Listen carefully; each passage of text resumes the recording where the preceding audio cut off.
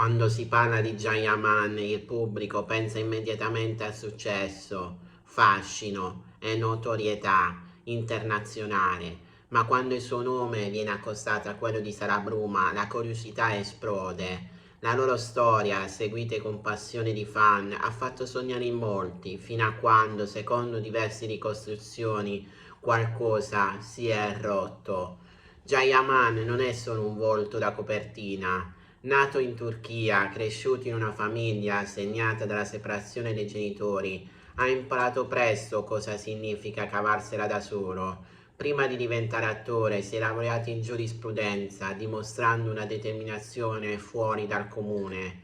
Il mondo dello spettacolo non gli ha regalato nulla. I primi ruoli sono stati difficili, spesso limitati a personaggi basati sull'aspetto fisico, ma Gian voleva di più. Voleva essere riconosciuto per il talento, non solo per estetica.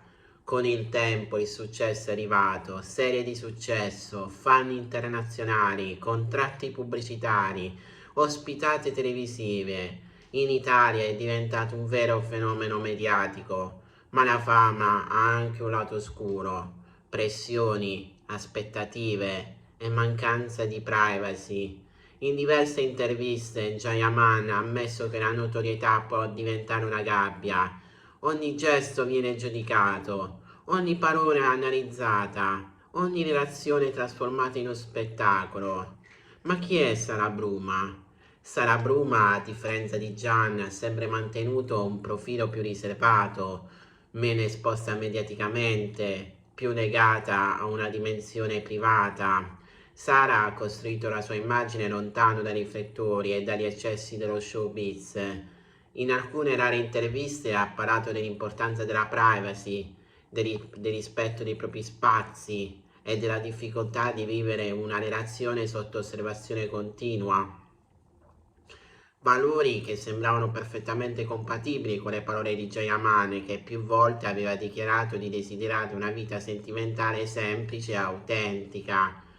Quando Jayamane e Sara Bruma hanno iniziato a mostrarsi insieme, i fan hanno subito percepito una forte complicità. Sorrisi, sguardi, apparizioni pubbliche. Sembravano una coppia solida, affiatata, lontana dai soliti gossip costruiti. Per molti quella relazione rappresentava una svolta più matura nella vita sentimentale dell'attore, meno caos, meno esposizione, più equilibrio. Ma nel mondo dello spettacolo l'equilibrio è fragile. Col passare dei mesi qualcosa è iniziato a cambiare, meno apparizioni insieme, meno contenuti condivisi, meno segnali di vita di coppia. I fan più attenti hanno iniziato a notare il silenzio. Secondo alcuni rumor, la distanza di impegni professionali di Jayaman avrebbero avuto un peso importante. Set internazionali, viaggi continui, eventi, pressioni mediatiche. Vivere una relazione in queste condizioni non è semplice. In una vecchia intervista Gian aveva dichiarato: quando lavori tanto rischi di perdere pezzi importanti della tua vita privata. Parole che oggi assumono un significato ancora più profondi. Come spesso accade, il silenzio ha alimentato le voci. C'è chi parlava di incomprensioni, chi di stili di vita diversi, chi di priorità non più compatibili. Sara Bruma, più legata alla tranquillità e alla discrezione, sembra voler proteggere la propria sfera personale. Jayaman invece continuava a essere costantemente sotto i riflettori, due mondi che col tempo potrebbero essere allontanati. Secondo diverse ricostruzioni, la relazione tra Jayaman e Sara Bruma si sarebbe conclusa in modo improvviso. Nessun comunicato ufficiale, nessuna conferma diretta, ma segnali chiari, silenzi, assente, vite sempre più separate. Il pubblico è rimasto scioccato, nessuno se lo aspettava. Per molti fan quella coppia rappresentava una speranza di stabilità nella vita sentimentale dell'attore turco.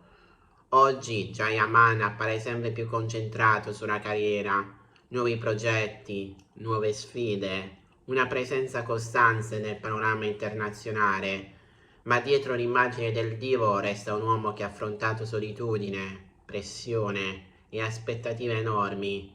In passato ha parlato apertamente di stanchezza mentale, del bisogno di proteggere se stesso e di allontanarsi dalle polemiche inutili. Sara invece sembra aver scelto un percorso più silenzioso, lontano dal clamore, una scelta che riflette perfettamente la sua personalità, riservata, elegante, concentrata su te stessa. Forse proprio questa differenza di approccio alla notorietà ha reso difficile continuare insieme. Spesso dimentichiamo che dietro i titoli sensazionalisti ci sono esseri umani, non personaggi. L'amore non segue le regole del gossip, non obbedisce agli algoritmi, non vive per piacere al pubblico. Jayaman e Sara Bruma hanno provato a costruire qualcosa in un mondo che osservava tutto, e questo da solo è già una sfida enorme. La loro storia ci insegna che la fama non garantisce la felicità. L'amore ha bisogno di tempo, privacy e normalità. Tre cose difficili da trovare quando si vive sotto i riflettori. Non tutte le storie finiscono perché falliscono. Alcune finiscono perché le persone crescono in direzioni diverse. Viviamo in un'epoca in cui vogliamo sapere tutto di noi, ma non tutto ci appartiene. Le storie d'amore non sono contenuti, sono vite reali. Forse il vero shock totale non è la fine di una relazione, ma rendersi conto che anche i sogni più seguiti hanno un lato fragile e umano.